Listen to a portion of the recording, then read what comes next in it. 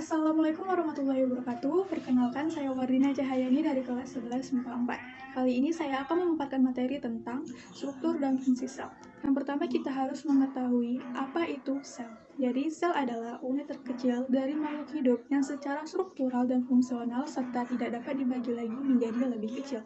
Secara struktural, sel merupakan unit terkecil dari makhluk hidup, sedangkan secara fungsional, sel memiliki kemampuan untuk dapat melakukan berbagai proses kehidupan seperti perombakan, sintesis, respirasi, dan juga yang lainnya.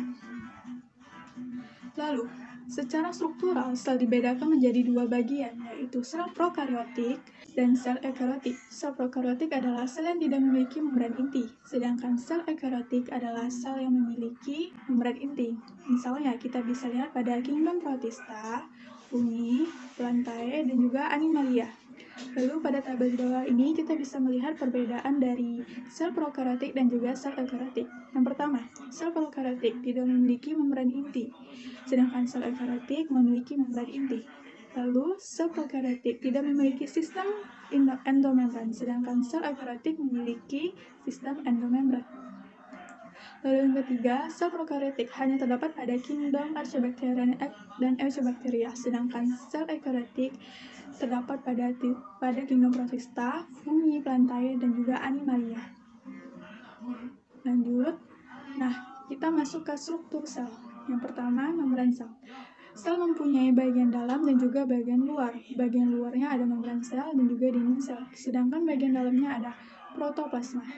Struktur ini dimiliki oleh semua makhluk hidup. Kita bisa menganalogikannya sebagai sebuah kantong plastik yang tersusun atas senyawa-senyawa kimia seperti lipid, protein, dan juga karbohidrat.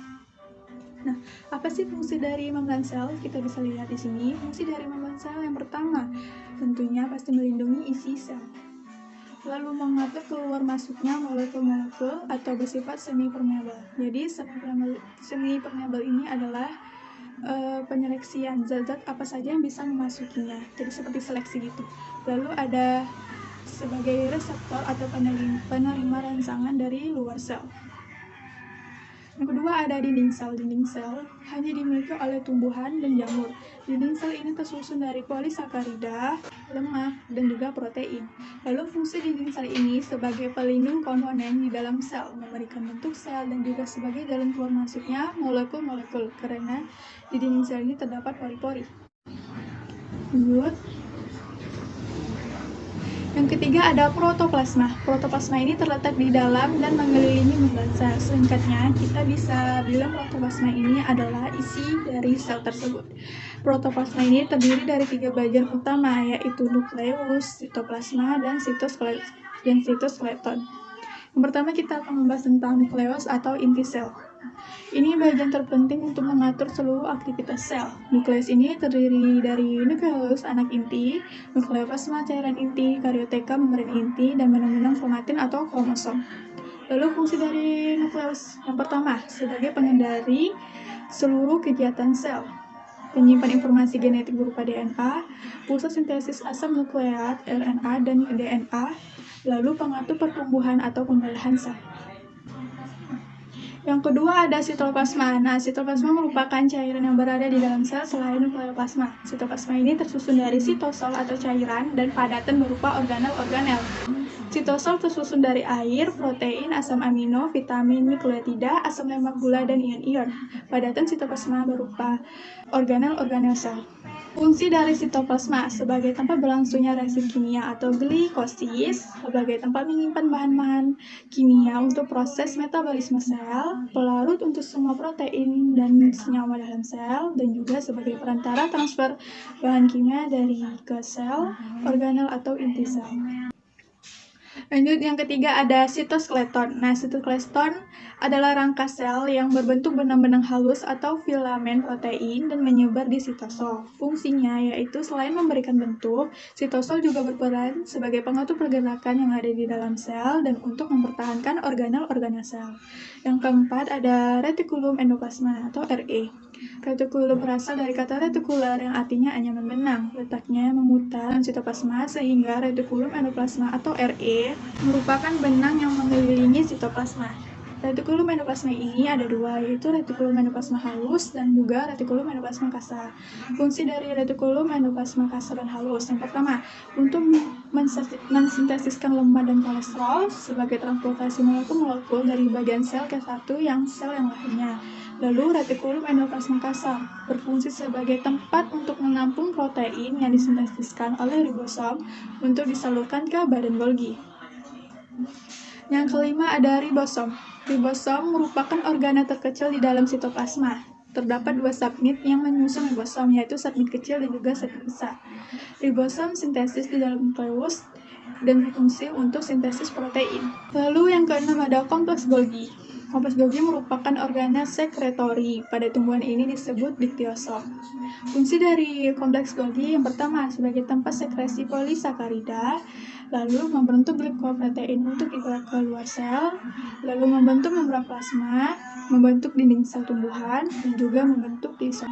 Lalu yang ketujuh ada lisosom. Lisosom berupa membran kantung kecil yang berisi enzim hidrolitik atau lisozim. Nah, lisozim ini berfungsi untuk mencerna intrasel atau mencerna zat-zat yang masuk ke dalam sel. Nah, yang kedelapan ada badan mikro. Nah, badan mikro ini memiliki bentuk yang menyerupai lisosom, tetapi lebih bulat. Badan mikro ini terdiri atas peroksisom dan dioksisom. Lalu ada kloroplas. Nah, kloroplas ini terdapat pada sel tumbuhan dan juga algae.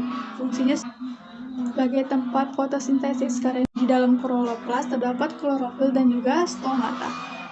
Lanjut yang terakhir ada mitokondria. Nah, mitokondria ini memiliki bentuk bulat panjang dan terdapat pada sel eukariotik aerob. Mitokondria ini berkembang biak dengan cara membelah diri. Nah, fungsi utama dari mitokondria yang pertama ada oksidasi makanan, respirasi sel, dehidrogenasi, fosforilasi oksidatif, dan sistem transfer elektron. Lalu kita masuk ke ilustrasi sel.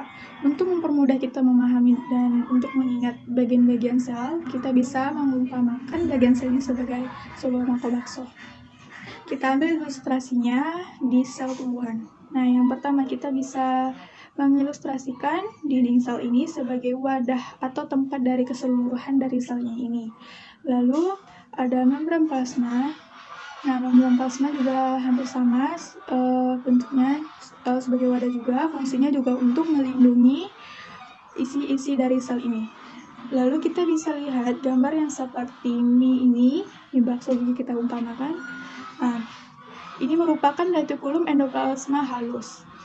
Nah, yang di atas ini retikulum endoplasma kasar. Lalu ada yang bentuknya bintik-bintik bulat, kita anggap sebagai bubuk cabai ini. Nah, ini namanya ribosom. Ribosom ini ada juga yang nempelnya pada retikulum endoplasma kasar. Jadi ribosomnya ada dua, letaknya di sini berarti ya. Lalu yang kita bisa lihat gambarnya di sini seperti tumpukan toge, ini namanya badan Golgi. Dia letaknya di bawah vakuola. Lalu kita bisa lihat lagi di sini ada gambar seperti sosis yang lonjong ini. Nah, ini namanya mitokondria. Lalu kita bisa lihat lagi gambar di sini kloroplas. Hampir sama miripnya dengan mitokondria ya, tetapi dia warnanya hijau. Nah, lalu kita bisa lihat bagian-bagian yang lainnya seperti inti sel, membran inti, di sini juga terdapatnya. Lalu kita juga bisa melihat sini sebagai vakuola. Vakuola ini fungsinya tempat penyimpanan makanan. Nah, dan vakuola ini sebagai bentuk yang paling besar sini kita bisa tandakan sebagai bakso yang bulat di dalam sini. Perbedaan antara sel tumbuhan dan sel hewan. Nah, di bawah ini perbedaan antara sel tumbuhan dan juga sel hewan. Nah, sel tumbuhan pertama, sel tumbuhan memiliki dinding sel, plastida, dan vakuola, sedangkan sel hewan tidak memiliki dinding sel dan plastida. Lalu yang kedua, sel tumbuhan memiliki bentuk yang tetap. Sel hewan memiliki vakuola namun ukurannya tidak sebesar seperti pada vakuola sel tumbuhan. Lalu pada sel tumbuhan tidak memiliki sentrosom dan sentriol. Sedangkan pada sel hewan memiliki dua sentriol di dalam sentrosom. Lalu pada sel tumbuhan tidak memiliki flagel. Sedangkan pada sel hewan memiliki flagel. Flagel ini berupa alat bantu gerak. Nah, sekian video pemaparan materi dari saya. Bila ada kesalahan kata atau pengucapan, saya ucapkan minta maaf. Saya akhiri dengan wabillahi taufiq wal hidayah. Wassalamualaikum warahmatullahi wabarakatuh.